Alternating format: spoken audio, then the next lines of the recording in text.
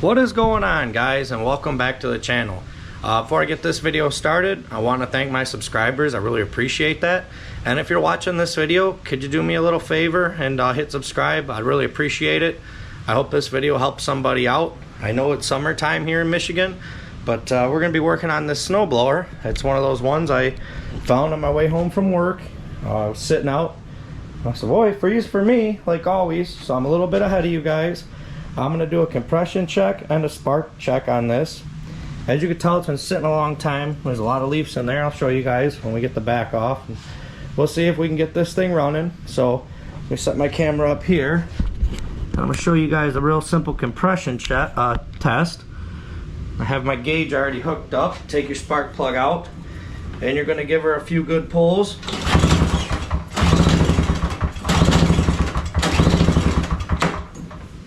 As you can see, we got good compression, 120, so that's good. It's the first sign of being good. Now let me get my spark tester hooked up, and we'll see if we have spark, and we'll go from there. I have my spark tester hooked up. One side goes on the plug, the other side goes on the plug wire, and when you pull it, this will light up orange. You guys can see we do have spark. So let's get this thing up here on my autopsy table. I'll show you what to look for before we even get started on these older Craftsmans. Now that it's up on the autopsy table, let me show you. These paddles on these are riveted on, and usually you either buy a new auger or re-rivet them. These are in good shape. You can tell when they wear out, the rubber will be down to the metal. It's an expensive repair on these, and a lot of people will throw these out for that repair. They won't have it done. Second, and most important thing before you ever consider fixing one of these, the plastic scraper bar on the housing, the bottom of the machine here, that rides on the concrete, look to see if it's broke. Not the scraper bar itself, but the actual housing of the machine where it bolts on. Look in your corners. In this corner, this one is good. That's usually a rare thing on these models. A lot of these break and you won't be able to bolt the scraper bar on there, and it'll pretty much be useless. So we're gonna dive into the carb on this. I can tell you right now it's been sitting a long time, and I'm gonna show you exactly how I know it's been sitting a long time. But first things first, we got to get these bolts off. These are 3/8. There's no nut on the back side. They just thread into the plastic. Okay, so you're gonna get these off all the way around. We're only pulling the back of this machine's housing off. You got two over here, and you got one behind the tire here. These are all 3/8. So I'll pull this back housing off, guys. I use my 1/4" drive impact, and I'll show you how I know it's been sitting a long time. Now let me show you guys on this back bolt on here. On this side over here, I usually take a 3/8 ratcheting wrench. You go grab it, and I'll back this out. It was ratcheting, it's not working. It's a Craftsman. Once you get it loose, it'll come right undone. Now, show you guys how I know this has been sitting for a long time. Here is what we have. So we are going to call this the leaf blower snowblower video, I guess, something like that. So get all this crap cleaned out of here. It looks like the fuel tank is empty. Tank's over here. If that's not empty, get it empty, empty it out. This line is actually soft. Check your fuel line. If they're rock hard, replace them. Primer line looks good. So let me get this blown out with my air compressor, and we'll get that carb apart.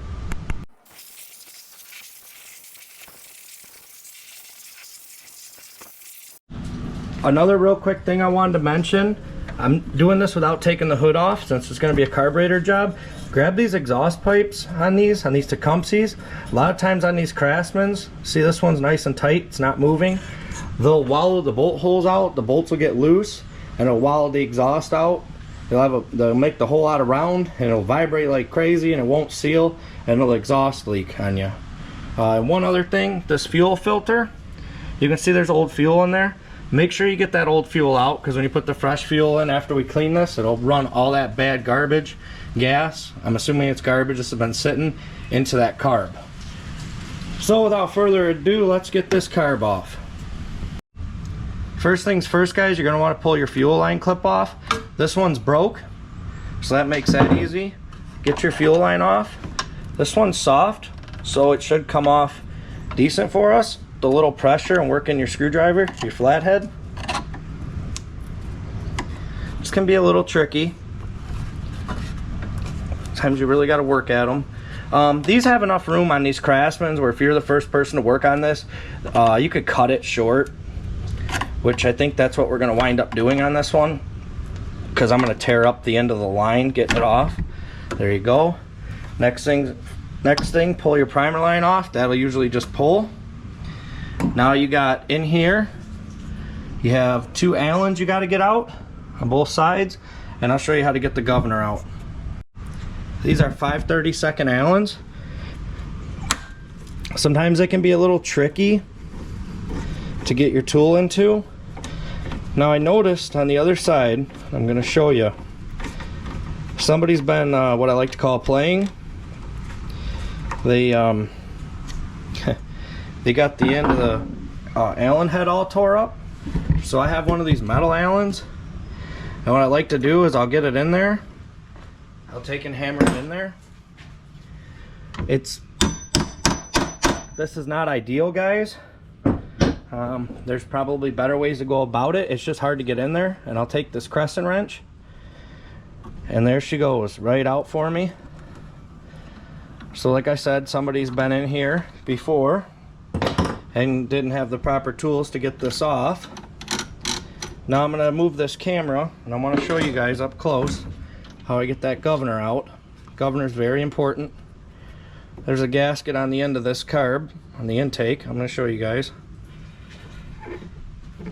Now this governor rod right in here, you're just going to take the carb like this, and you're going to try to get my hand out of the way so you guys can see, and you turn the carb down like that, and you'll see the rod slip out of the carb.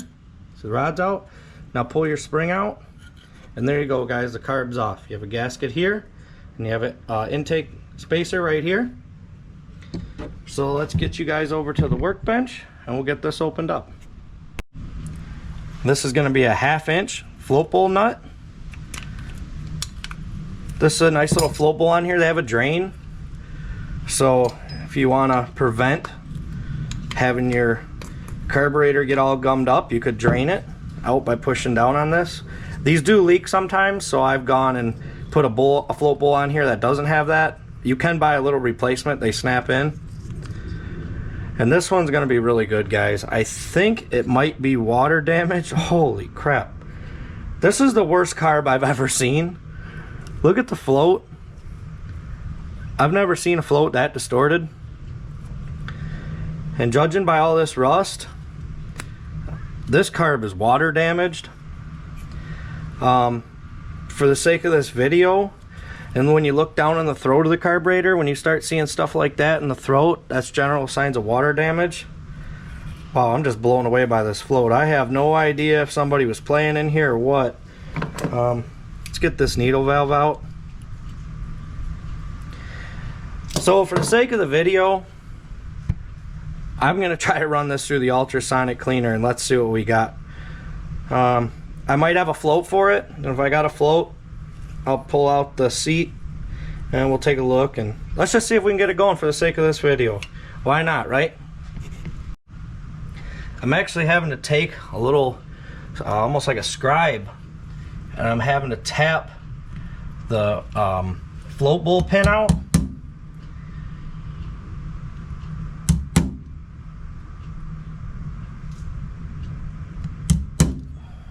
It's starting to work its way out. See if we can get it out with these needle nose. Boy, this thing is really in there. There we go, guys, it's out. That float is junk. You don't even have to be a small engine mechanic to know that that's junk. But let's pull the seat out and get my seat tool. You can take these center jets out of these. They got just some small O-rings that hold them in. And this Welch plug here looks like it's called a Welch plug. Somebody's been doing a little playing in there too, so I guess we'll pop the Welch plug out for the sake of the video, just to see if we can get this thing even going. Hopefully I'll be able to reuse the Welch plugs. I don't have any. Okay, that's what it looks like. You guys get the Welch plug out. Look at this. Wow. It's a little rust, a bunch of rust crap. And I might show you guys how to get the main jet out of here too on this video. Let's see if I can get it out. I'm gonna mess with it off camera, and I'll pop the camera back on if I start to work it out, and I'll show you how I did it. Okay, I was able to come in here with a flathead through the throttle body, and you'll see it's a little blue stem, and I was able to push it down. Now I'll take something. I do have my little needle and seat tool, but that's not going to fit in there. So I have my needle and seat tool out. Let's pull this seat out and have a look at that. It's actually surprisingly pretty soft. There is a spring on the end of that float. Now I have put these together without the spring, and they've ran all right. I wouldn't recommend to do it, but I have. Okay guys, what I was able to do is use my flathead and push it, and I gently tapped the carb body on my workbench. I'll show you. Boy, look at all that crud in there. Yeah, that stuff, you want that out of there. And I just tapped it like this on my workbench, and it worked its way out. So let's get this thing in the ultrasonic cleaner. I'm gonna run it for at least an hour, and we'll pop the camera back on after I get it out, and let's just see how it cleans up. And I'll go about getting a float, and we'll just at least see if it'll run.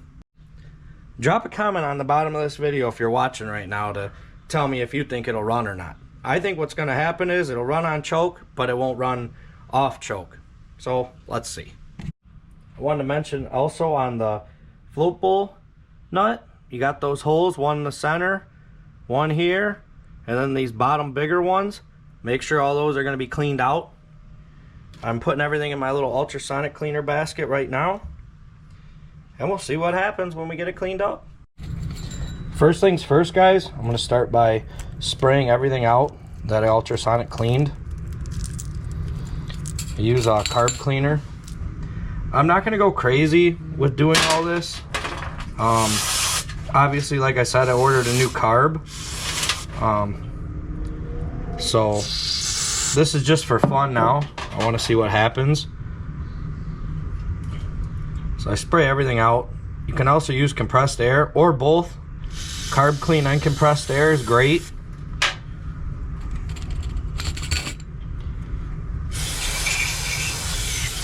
I want to spray everything really good.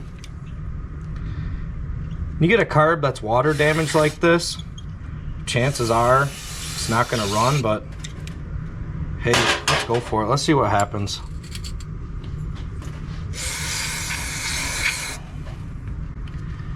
So now that everything's sprayed out, I got my seat tool. I'll pop this seat back in there. Put it in there just like this. Everything's so swelled up. Oh no.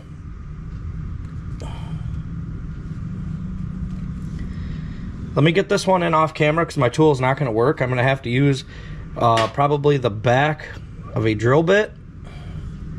Like I said, this is just for fun now. If you're careful, guys, you can take the back end of a drill bit and work your seat back in there. That's what I did here.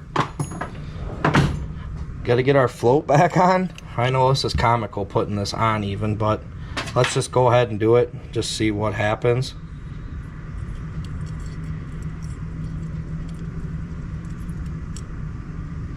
Oh, first I got to do the Welch plug. Your Welch plug goes in here.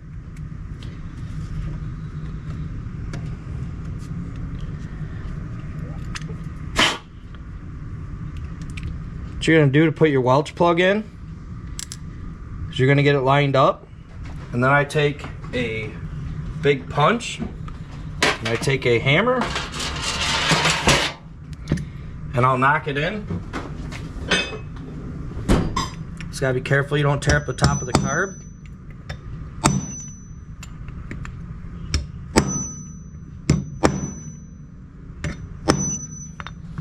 There you go, guys, the Welch plug's in. Let's get this mangled float on.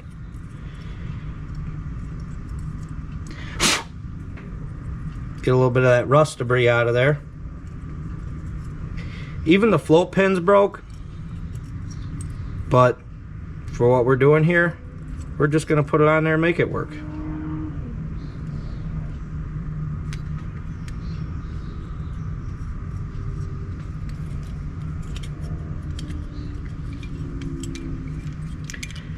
Now we gotta get the hinge pin on for the float.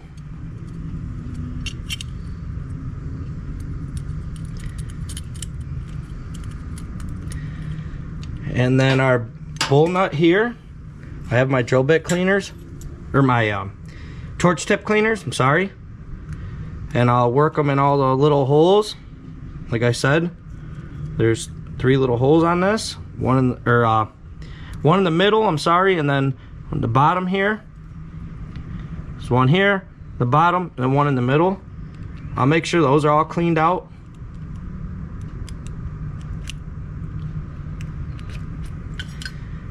Compressed air, guys, is really good to blow through there.